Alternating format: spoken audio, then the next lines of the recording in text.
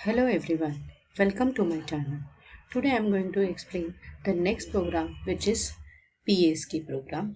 We are going to perform that program on the MATLAB compatible mode which is Octave Online. This is what the code and this will be the output. First we will understand what is our expected output. So in the PSK, which is phase shift modulation, where we have a two signal and the modulating signal will be in the digital format by 1010 format, and your carrier will be a sinusoidal waveform. So we required a program to generate these two signal. Now after modulation, the expected output is what you will have. The information of digital signal will be conveyed with the help of high frequency sinusoidal carrier by changing the phase of the carrier signal. So that phase we are going to change of a carrier, either it is 0 and 180. So whenever it is 1, we are having the phase shift to be 180. Whenever it is 0, we have a phase shift to be 0. So continuously by changing the means we are going to send the information of this modulating signal, that is in the digital format, with the help of changing the phase of a carrier signal. So here you can see the continuously wherever the transaction from 1 to 0, there will be the phase shift of 180. Again it is 0 to 1. Here you can see at this point you have 180 degree. So looking at this diagram final waveform for the PSK, here you will have the continuous variation in the phase. So by this waveform we'll come to know what is the data which is get transmitted, either it is 1 or 0. So this is what you will have the code for that. First is clear or close or CLC. This three lines which is used to remove all the previous data what we have in the worksheets, right? And then I will define the amplitude to be 5. Then we have to define the time scale which is from 0 to 1, and then in the middle part we have 0.001, that indicate that is the step size of that. So your range for t is 0 to 1 and the step size will be this. So your time scale will be increases by 0.001. Then we have to define the two frequency. One is for the sine wave and second is for the square wave. So f1 and f2 are two frequency. F1 I am considered to be a 20, f2 to be a 5.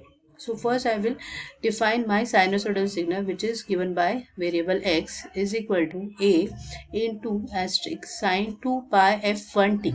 So f1 is a 20 hertz is given for the generation of sinusoid.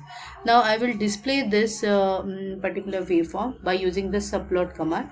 Subplot 3 comma 1 comma 1 means what you have three columns, one row. In the first window we have to generate that sinusoidal carrier, which is nothing but this.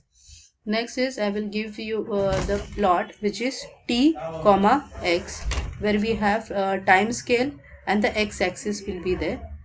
Okay, the title will be the carrier signal. Then a grid on is a command which is used to give the scale which is in the square bracket, right? Now second signal is you have to define for the square wave, which is equal to u is equal to square 2 pi f2 t, where this square wave, which is a message signal, will be generated.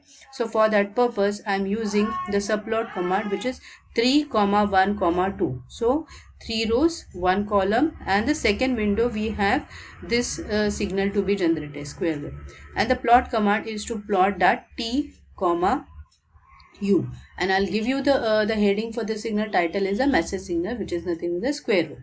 And then these up to line number 16 is to generate that modulating signal and the carrier signal.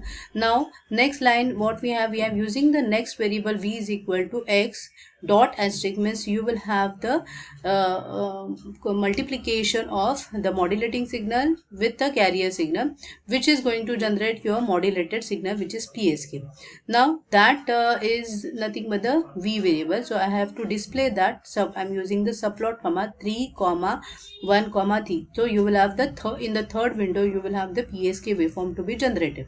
The plot is t comma v, which is used to plot that particular modulated signal. I have given the title, which will be a PSK, and final grid on. So this is what the code which we are going to perform in the Octave Online, which is compatible mode in the MATLAB, and we'll get this output. After running, click on the run button, you will get the this is output. Thank you everyone for watching this. If you like this, please do like, share and comment and subscribe to my channel. Thank you.